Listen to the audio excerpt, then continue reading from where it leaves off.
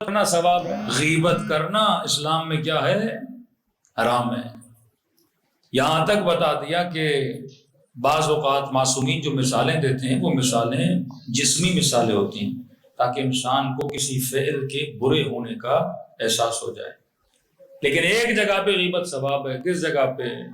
ایک بندہ ہے، اس کی بیٹی کے لیے ایک رشتہ آیا ہے کسی جوان کا، اب آپ اپنے دوست سے اس کے محلے میں چلے گئے، بھائی فلاں رشتہ آیا ہے، آپ جانتے ہو فلاں بندے کو؟ کہ میں جانتا ہوں۔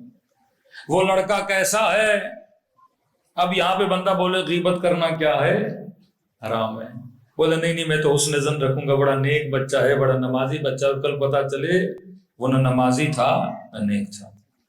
ایک آدمی بزنس کرنا چاہتا ہے، اگلے بندے کو پارٹنر بنانا چاہتا ہے، وہ آپ کے محلے میں رہتا ہے، اب یہ آپ کے آ کے پوچھتا ہے کہ فلاں بندہ کیسا ہے، امین ہے کہ نہیں، مال میں خیانت تو نہیں کرتا، صادق الوعد ہے کہ نہیں۔ اب یہاں پہ بندہ کہے کہ غیبت کرنا کیا ہے؟ حرام ہے۔ نہیں، یہاں بتانا تیرے اوپر لازم ہے تاکہ اس کے مال کو نقصان نہ ہو، تاکہ اس کی بچی کی زندگی بچ جائے۔ تیسرا کہاں پر؟ اگر کوئی مظلوم تیرے پاس آئے، بیٹا مار دیا کسی نے، بیٹی کی ساتھ زیادتی کی کسی نے، بیٹے کے ساتھ زیادتی کی کسی نے، اگر یہ مظلوم اپنا درد سنائے تو اس کو یہ نہ کہا کرو کہ غیبت نہ کرو۔ فرماتے اب اس کے دل کے درد کو سننا بھی کیا ہے؟ ثواب ہے، کیونکہ مظلوم کی آہ سننا ثواب ہو جاتا ہے۔ تو حکم اسلام کہ معاف کرو، یعفو یصفحوا حتی یغفر اللہ لکم، معاف کرو، بخشو، واللہ یحب المحسنین، خدا احسان کرنے والوں سے محبت کرتا ہے۔ ملتا ہے امام زین العابدین علیہ الصلوۃ والسلام، مولا وضو کر رہے تھے اور کسی نے اوپر سے، امام کے لیے کوئی غلام تھا، مولا کے لیے پانی لا رہا تھا، اب لاتے لاتے اس کے ہاتھ سے وہ چیز چھوٹ گئی، اور جیسے چھوٹی امام کے سر مبارک پہ آ کے وہ چیز لگی اور مولا کے سر سے خون جاری ہوا۔ اب غلام کوئی غلطی کر لے تو انسان کو غصہ تو آتا ہے، سر پہ خون جاری ہو گیا۔ اب غلام بھی کیونکہ مکتب علی کا تھا، اسے پتا تھا کہ اہل بیت سے کلام کیسے کرنا، اس نے فوراً کہا والکاظمین الغیظ، خدا ان سے بڑا پیار کرتا ہے جو اپنے غصے کو پینے والے ہوتے ہیں۔ امام نے کہا میں نے تیری غلطی کو کیا کیا؟ معاف کیا۔ پھر کہا عافین، خدا معاف کرنے والوں کو، بخش کرنے والوں کو بہت پسند کرتا ہے۔ امام نے فرمایا کہ میں نے تجھے آزاد بھی کر دیا۔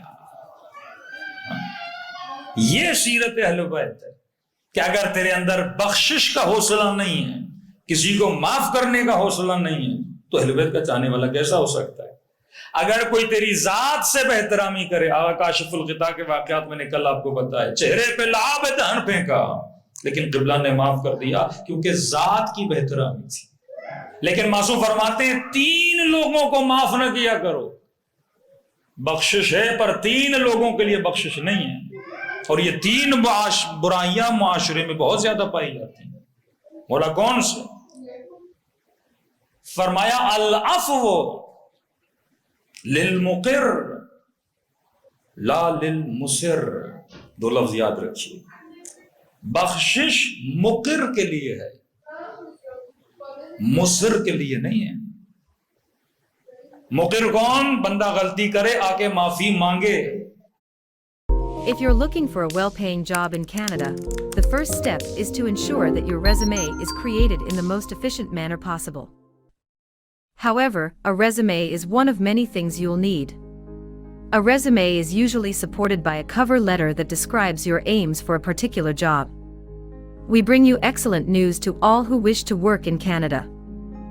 With this Canadian resume builder, your job applications will become as easy as ever. That's right. Using this app, you can create, make, edit, and share Canadian format resumes in PDF format without hassle. You can only go after jobs if you have a Canadian resume. But worry no more. This app not only creates a stunning resume for you, but it also describes everything about you concisely yet brilliantly. It is time to say goodbye to your days of job hunting and job searching because, with this app, you can start applying for jobs in Canada in no time. Currently, this app provides you with 6 different resume templates. اللہ کہتے معاف کرو، فتح مکہ کے بعد بیویوں نے معافی مانگی، اولاد نے معافی مانگی، رسول نے کہا اے حبیب ان کو کہو کہ بخش دیں۔ جنگ کربلا میں امام حسین نے اس کے پاؤں کاٹ دیے، مولا کو کہنے لگا مولا مجھے نہیں پتا تھا آپ اتنے طاقتور ہیں۔ حسین نے کہا واپس چلا جا، میں نے تجھے معاف کیا۔ معافی مانگے تو بخشو، کیونکہ مقر ہے، اقرار گناہ کرے۔ آپ کو آ کر بولے کہ مجھ سے خطا ہوئی، میں نے آپ کے پیسے کھائے، میں نے آپ کے ساتھ زیادتی کی، میں نے آپ کو گالی دی، میں نے آپ کی توہین کی، میں نے آپ کی غیبت کی، بندے خدا معافی مانگنے آیا ہوں، تو چھٹے ماں فرماتے معاف کرو۔ اگر معاف نہیں کرتے تو ہمارے شیعہ نہیں ہوں۔ لیکن لا للمصر، ایک بندہ غلطی بھی کر رہا ہے پر غلطی کا اسے احساس بھی نہیں ہے، آپ کو گالی بھی دے، آپ کی توہین بھی کرے اور بولے جو کرنا ہے کرو، میں تو کرتا رہوں گا، ایسے بندے کے لیے معافی نہیں ہے۔ معافی اس بندے کے لیے ہے جو معافی مانگے، معافی اس بندے کے لیے نہیں ہے جو اپنے گناہ پہ کیا کرے، اصرار کرے۔ جنگ بدر میں ایک شخص رسول خدا کے مقابلے میں آیا، رسول کے ساتھ جنگ لڑی، اور جیسے جنگ ختم ہوئی اس کے بعد آیا، پاؤں پکڑ لیے، اے حبیب خدا، اے رسول خدا، غلطی ہو گئی، اب آپ کے ساتھ نہیں لڑوں گا، اب دشمن اسلام نہیں بنوں گا، بس آپ مجھے معاف کر دیں، میری جان کو بخش دیں۔ نبی نے کہا ٹھیک ہے، اگر تو معافی مانگ رہا ہے معاف کر رہا ہوں، لیکن یاد رکھنا پھر غلطی نہیں کرنا۔ پھر جنگ احد ہوئی، معاف کیا، پھر جنگ احد میں آیا، پھر رسول خدا کے مقابلے میں آ کے کھڑا ہو گیا۔ اب جب اسلام کے سپاہیوں نے اسے پکڑا اور رسول کے پاس لے کر آئے، پھر سے وہی ڈرامے بازی شروع کر دی، اے رسول خدا غلطی ہو گئی، تو رحمت للعالمین ہے، مجھے معاف کر دے۔ نبی نے کہا نہیں، تجھے منع کیا تھا مصر نہ بننا، گناہ ایک بار اللہ بھی معاف کرتا ہے، اگر تو بار بار اس خطا کو کرے گا اور پھر بار بار آ کے تو ڈرامے بازیاں کرے گا کہ میں پھر گناہ نہیں کروں گا، نبی نے کہا اسے سزا دو، کیونکہ یہ کیا ہے، مصر ہے۔ خدا اصرار کو پسند نہیں کرتا، یہ عربی اصرار ہے، اردو والا نہیں ہے۔ امام رضا علیہ الصلوۃ والسلام فرماتے ہیں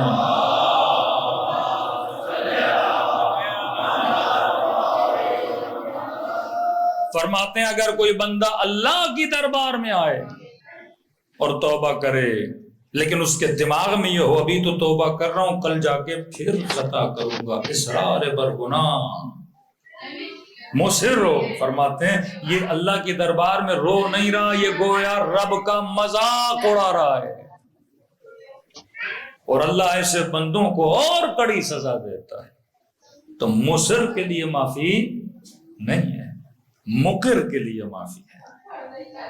قیامت کے دن آواز آئے گی نا، کہاں ہیں توبہ کرنے والے، کہاں ہیں رب کے دربار میں رونے والے۔ توبہ بھی دو طرح کی، قابل قبول توبہ توبۃ النصوح ہے، اور مقر تھا، مصر نہیں تھا۔ اگر گناہ کا احساس ہوا، آ کر حسین کے سامنے اعلان خطا کرو، پھر دیکھو اہل بیت تجھے کیسے معاف کرتے ہیں۔ دوسری چیز، پہلا گناہ، مصر کو کبھی فرماتے ہیں معاف نہ کیا کرو جو اپنے گناہوں کے اقرار نہیں کرتا، بار بار گناہ پہ گناہ کرتا ہے۔ دوسرا کون سا بندہ؟ فرمایا جو حدود خدا کو پامال کرے، اس کے لیے معافی نہیں ہے۔ نجاشی علی ابن ابی طالب کے پیچھے نماز پڑھتا تھا، مسجد میں علی کے ساتھ، خطبوں میں علی کے ساتھ، مجلس میں علی کے ساتھ۔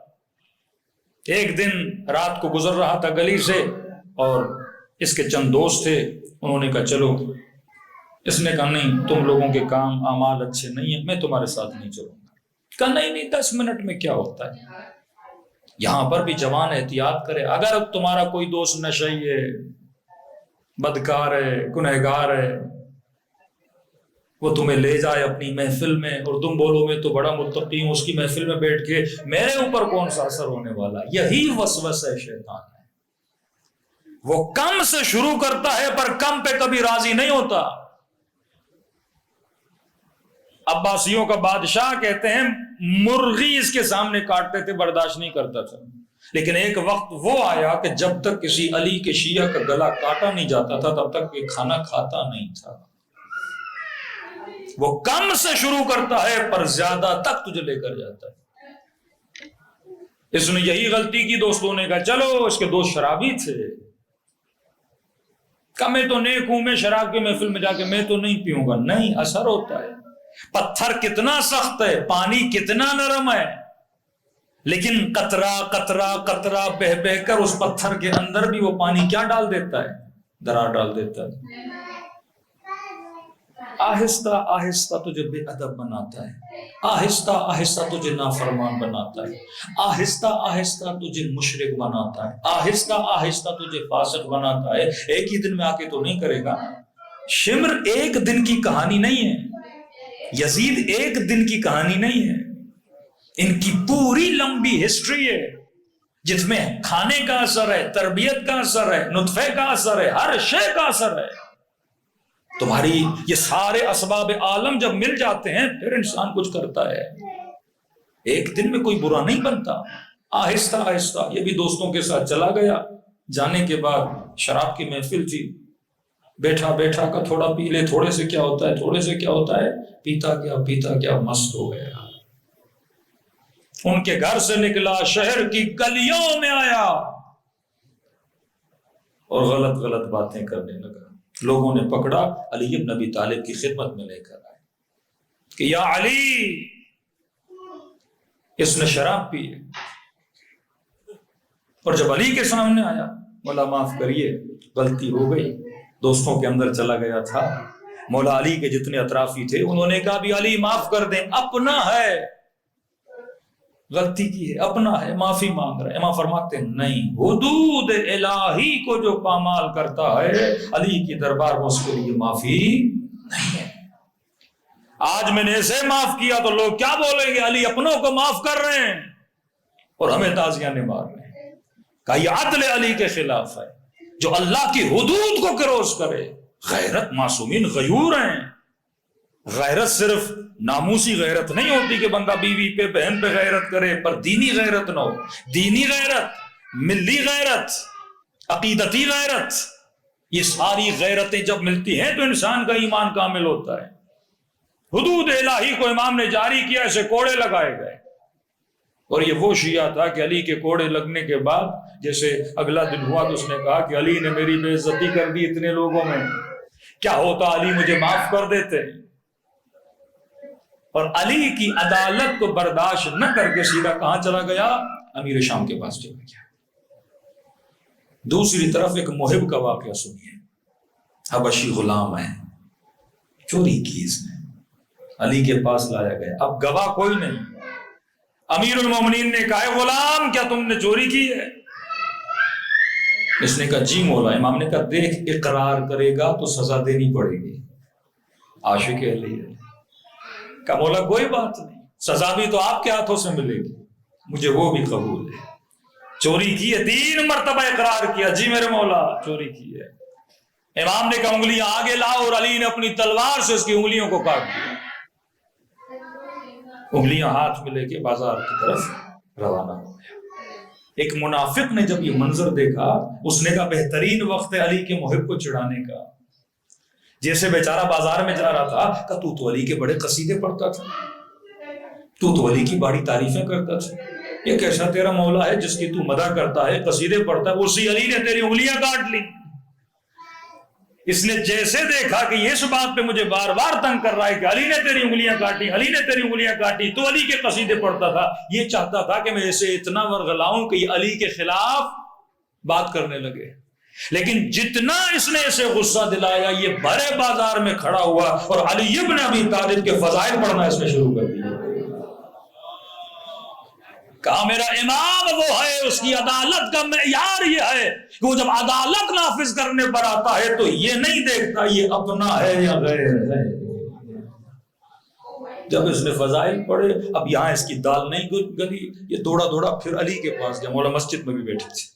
کہ یا علی عجیب بندہ ہے، تو نے انگلیاں کاٹی ہے اور تیری تعریفیں کیے جا رہا ہے. امام نے کہا کیا؟ میرے قصیدے پڑھ رہا ہے. کہا یا علی تیرے قصیدے پڑھ رہا ہے. حبیب ابن مظاہر کو بی بی زینب نے کہا بھیا حبیب. حر کو بی بی زینب نے کہا کہ بھیا حر. حبیب بازار میں جا رہے ہیں، نگاہ مسلم ابن اسجا پہ پڑی. مسلم کہاں جا رہے ہو؟ کہا حبیب بوڑھا ہو گیا ہوں، رنگ لینے جا رہا ہوں تاکہ داڑھی کو لگاؤں، تھوڑا جوان لگوں. حبیب نے کہا کہ مسلم ایسی جگہ پہ لے جاؤں جہاں پہ اپنی داڑھی کو خون کا رنگ کرے، نہ مٹنے والا رنگ جو تجھے ہمیشہ جوان کرتے۔ مسلم کا ہاتھ پکڑا، کہاں لے گئے؟ کربلا لے گئے۔ یزید ابن سمیت بصرے کا رہنے والا، 2 بیٹے عبداللہ عبید اللہ، نام یزید ہے، کام علی والے ہیں، سیرت علی، اصل علی ابن ابی طالب۔ کربلا میں 3 سے 4 یزید نامی ہیں جو شہید ہوئے ہیں، 2 بیٹے بھی لیے، خود بھی کیا، 7 لوگ اس نے جمع کیے اور امام حسین کی مدد کے لیے کربلا پہنچا۔ اور جب مولا کے پاس آئے توبہ کر کے تو امام حسین نے کہا بھیا، اور سیدہ زینب نے کہا بھیا، اور اب سن اس غلام کا واقعہ۔ جب اس نے قصیدہ پڑھنا شروع کیا نا، کٹی ہوئی انگلیاں ہاتھ پہ رکھ کے، امام علی نے حسن کو کہا کہ بیٹا حسن، ہاتھی عمک الاسود، حسن اپنے چچا کو لے کر آ، جس کی انگلیاں علی نے کاٹی ہیں۔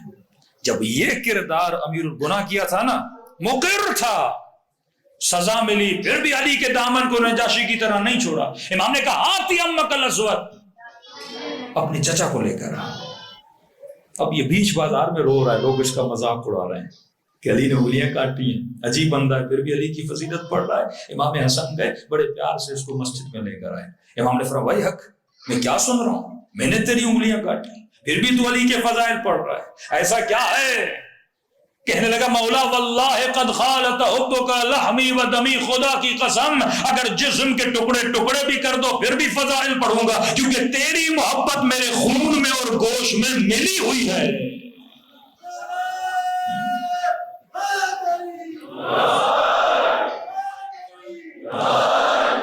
مولا یہ تو نہیں کہ آپ مجھے سزا دے میں دامن علی کو چھوڑ دوں۔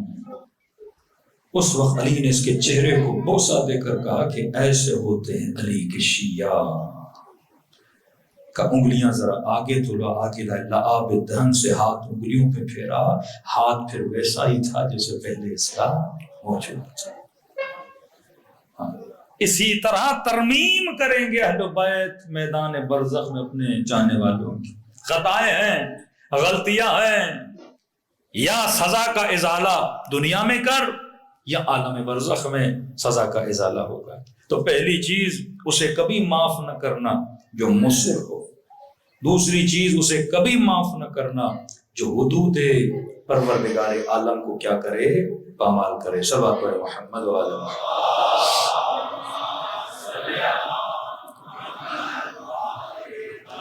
پہلی نشانی اگر کوئی مصر ہو اسے معاف نہ کرو، وہن مذہب کرے، توہین مذہب کرے۔ ہمارے یہاں معافی نہیں ہے توہین مذہب کی، توہین مکتب کی، فساد پھیلانے والوں کی۔ تیسری چیز فرماتے لا ينبغي للمؤمن، مومن کبھی بھی اپنے نفس کی توہین کو معاف نہ کرے۔ ایک بندہ بار بار آپ کی توہین کرے 4 لوگوں کے سامنے، معافی نہیں مانگ رہا، توہین کر رہا ہے، توہین کر رہا ہے، توہین کر رہا ہے، فرمایا نہیں، یہ قابل معافی نہیں ہے۔ حدیث معصوم ہے، فرماتے مومن کبھی بھی ایک سوراخ سے 2 بار ڈسا نہیں جاتا۔ بندہ خدا ہے، ہاں بھائی تم فلاں بندے کے ساتھ کیوں گھوم رہا ہے، اس نے تو آپ کی توہین کی تھی، یہ تو آپ کا مال کھا گیا، یہ تو 4 لوگوں میں آپ کو بدنام کر رہا تھا، پھر بھی اسی کو ساتھ لے کے گھوم رہے۔ بولے نہیں نہیں، معاف کرنا ثواب ہے۔ بندے خدا یہاں معاف نہیں کرنا جو آپ کی توہین کرے، جو آپ کو بدنام کرے۔ امام جعفر صادق علیہ السلام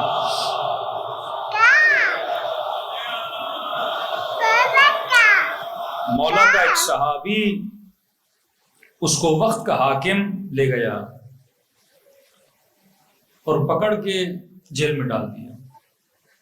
امام نے اسے خط لکھا، یہ میرا نیک ترین صحابی ہے، چھٹے امام، اسے چھوڑ دے۔ اس نے کہا نہیں چھوڑتا، اور اس نے چھٹے امام کی توہین کی۔ امام نے کہا دیکھ اگر نہیں چھوڑے گا میں فرزند رسول ہوں، تجھے بد دعا دوں گا، تو توہین کر رہا ہے۔ کہنے لگا فرزند رسول ہیں تو ہیں، آپ ایسے بول رہے ہیں جیسے آپ کی بد دعا مجھے لگ جائے گی۔ امام خاموش رہے۔ اگلے دن امام کو پتا چلا اس نئی نے اس کو پھانسی دے دی، مار دیا مولا کے صحابی کو۔ یہ مولا کا صحابی کہتا ہے امام فوراً سجدے میں چلے گئے اور جا کر کہنے لگے العجل العجل العجل، خدایا جلدی اسے سزا دے، جلدی اسے سزا دے، جلدی اسے سزا دے۔ کہ ابھی امام نے 3-4 بار العجل بولا تھا ہی نہیں، وہ جس گھر میں بدبخت رہتا تھا اس کے گھر سے رونے کی آوازیں بلند ہو گئی۔ دوڑے دوڑے گئے، کیا ہوا کا پتہ نہیں، اچانک اس کی سانس گھٹی اور گلا دبا اور وہیں پہ اس نے جان دی اور مر گیا۔ اہل بیت بھی توہین کو اس طرح برداشت نہیں کرتے تھے، حکم دے رہے ہیں اے شیعہ عباس عباس کیوں بنے؟ اصولوں کی وجہ سے عباس عباس۔ بارہ کہہ رہا ہوں کربلا چلے جاؤ، 2 تجھے سونے کے گنبد نظر آتے ہیں، ایک امام کا روزہ ہے، ایک غیر امام کا روزہ ہے، لیکن دیکھنے سے ایسے لگتا ہے دونوں اماموں کے روزے ہیں۔ کبھی سوچا کہ اتنی فضیلت خدا نے غازی عباس کو کیوں دی؟ جعفر بھی تو